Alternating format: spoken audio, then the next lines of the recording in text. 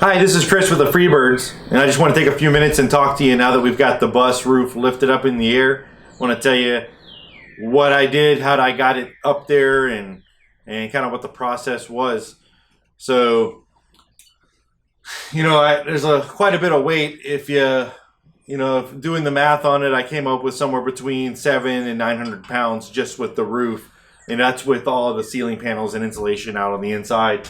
So what I ended up doing was I built these brackets onto the side, or I built these brackets and then welded them onto the channel on the inside, one on the top and one on the bottom, in between, or splitting where I was going to cut it at. And then I took this all thread, 5/8 inch thick all thread, cut it to my length, put a couple of bolts, nuts and washers in between, and then I put that inside of those channels that I built there, or those little square tubing that I built there. And then I went through all this structural channel for the bus, and I cut it all on a mark with a Sawzall. So I went through and cut everything. And so the only thing that was holding the bus up was 4 of these. And they were all, all flattened out, and everything was the normal size. And then what I did was I went around to each one of them, and I started with a wrench, started spinning those. So I spent I would spin it for a few turns all the way around, and just kind of took the bus up evenly. There was a few times where me and the guy that was helping me out, we were able to kind of put a little more lift on the front of the bus to, and then we could spin this a little bit faster instead of waiting to go. But generally speaking, that's about what we did. And we took just for some support on the weight and stuff, we took a jack and a big 4x4 and put it long ways up into the center of the bus there. And that kind of helped us keep that, because the back end weighed a lot more than the front end. So I kind of kept it from shifting backwards. We could constantly keep the back end a little bit higher, either with the jack or with lifting those up higher and then bringing the front to it, and then lifting the back up and then bringing the front to it. So when we got done, the back was at the desired height first, and then we tacked that on with our bars, our square tubing. We tacked that in place so that it wouldn't move. And then we came up to the front, got this to the desired height, and then tacked it on. It was kind of a long process. It took a little bit of time. We did it all in one day, getting it up. But it was just, it was a little bit of a long process getting through it and getting it done. But everything worked the way I was kind of anticipating and expecting it to work, with the all thread and stuff.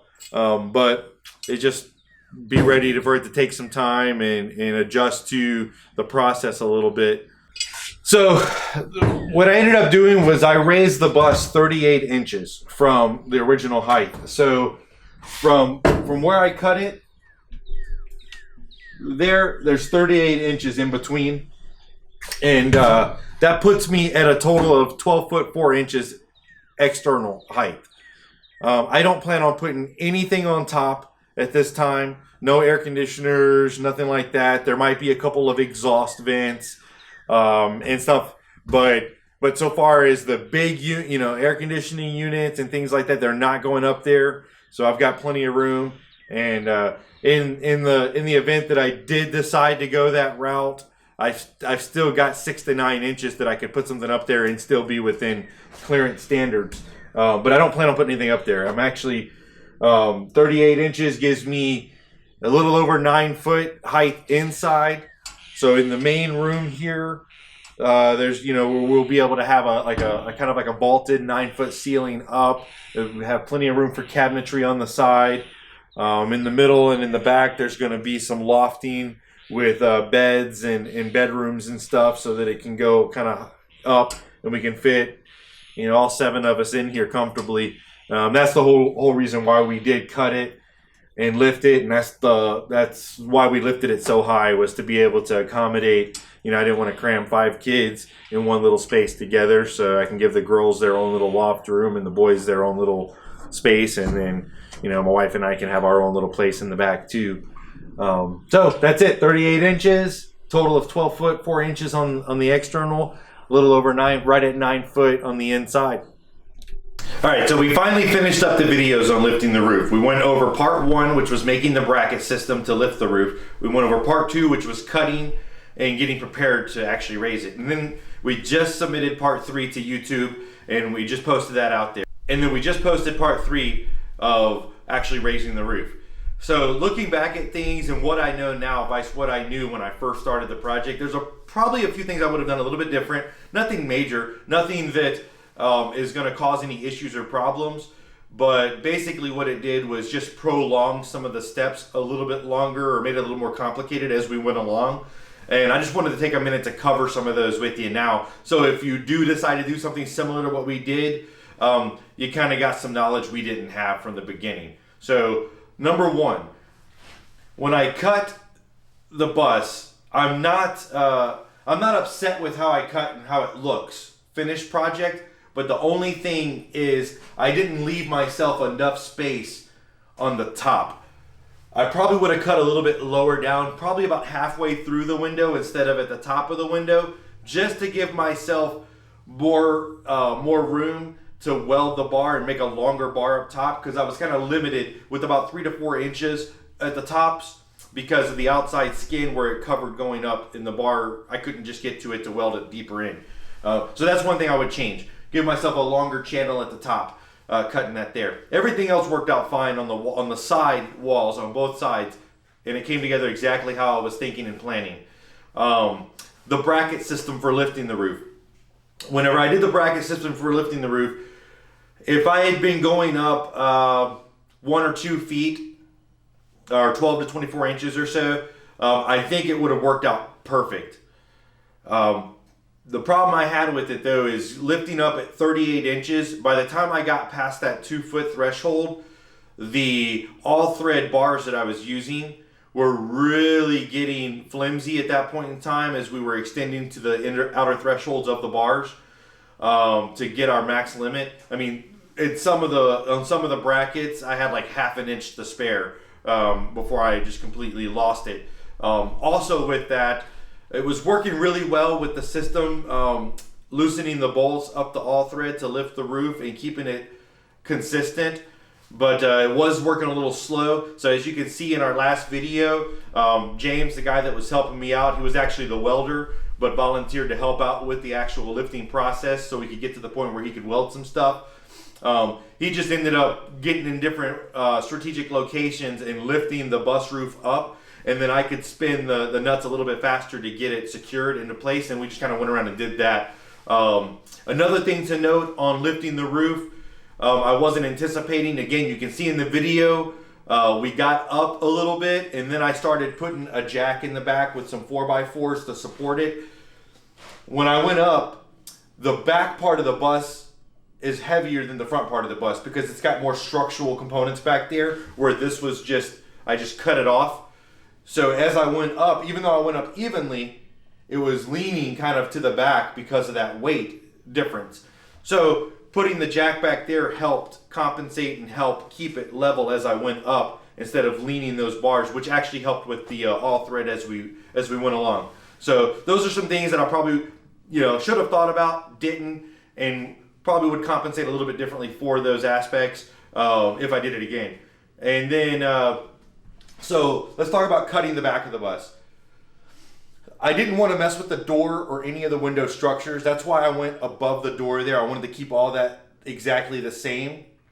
And I've already got the new back fabricated in. And there's going to be another video on that later. But one thing I would have done different, I went right across the door with the Sawzall cutting, and I just cut straight across.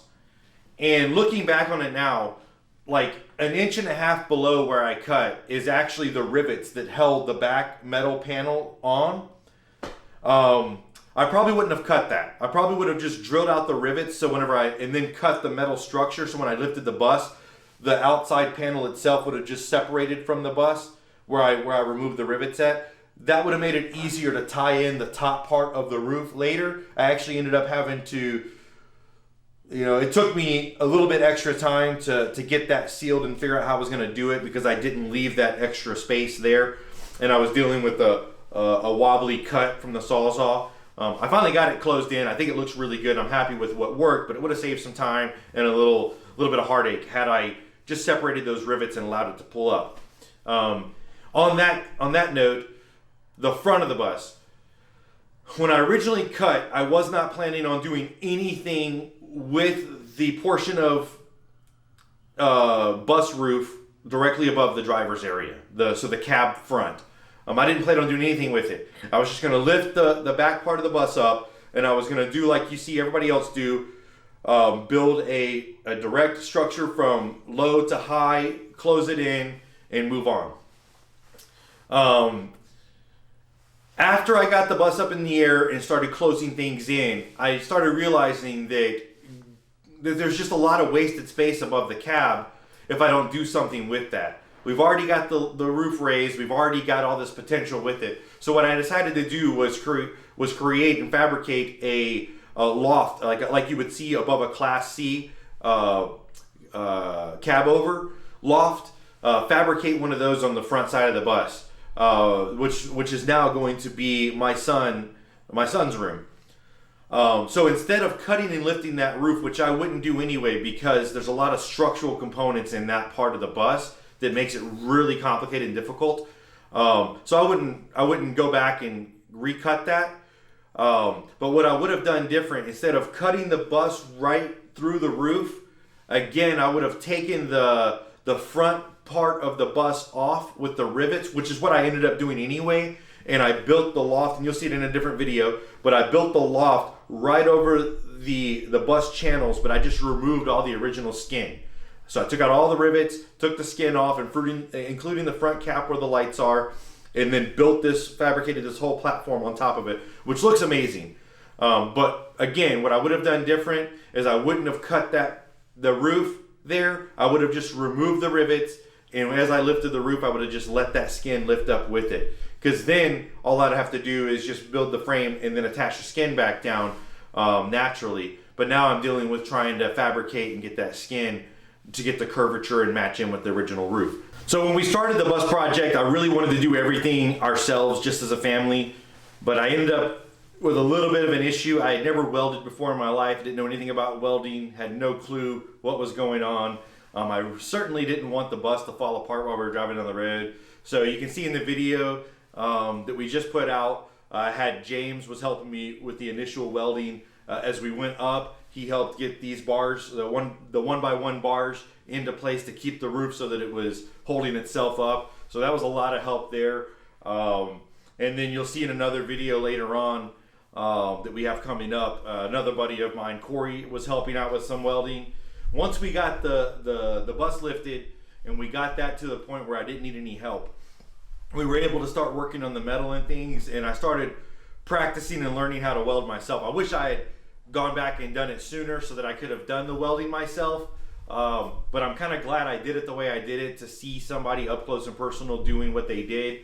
But since then I have learned to weld. Everything else that's done on the bus since then, the back fabrication, the front fabrication, all that stuff we've done here ourselves. So it was nice learning that skill. I've also taught Hope, my 11-year-old daughter. She showed an interest in wanting to weld, so she's been grinding and welding and things like that and doing a really good job with it. We got a video coming up on that too, her process of learning how to weld and some of the awesome things she's been doing. So stay tuned for those videos coming up. If you don't know how to weld and you think it's kind of like an unaccomplishable task, I say give it a shot. Play around with some stuff. That's what I did. I just started playing around with stuff in the shop until I got stuff that held together, and I beat it with hammers, and once it stayed together, it all started kind of working and coming together, and everything worked out. So just some things I would have done different there. I think that's just about everything I can think of right now, at least with the roof raise. I'm going to do a video later specifically on everything I would have done different with the whole process. As I come up with do's and don'ts through it. Again, I'm just kind of making everything up as we go. Side note, I don't have any problems answering questions or talking to people about different things that we've done or I would have done different. If you have any questions or if you just want to chat about some stuff, feel free to post a question on the video or look me up on Facebook and send me a message. Sometimes it's easier for me to reply to that because I have it on my phone and everything. The YouTube videos sometimes takes me a little bit to get to. But I'm always looking forward to answering people's questions or hearing what they have to say about the build or where I'm going with it to get some different advice. So, hey, we'll see you next time. Stay free to subscribe. Cut. It's on Facebook and don't watch this video! Hello. Hey everyone, this is Chris with the Freebirds. Hi! Hey, thanks for watching the video. Make sure you subscribe to our channel. Check us out on Facebook and Instagram. And I want to thank all the Patreon supporters we have out there. Stay tuned for our next video.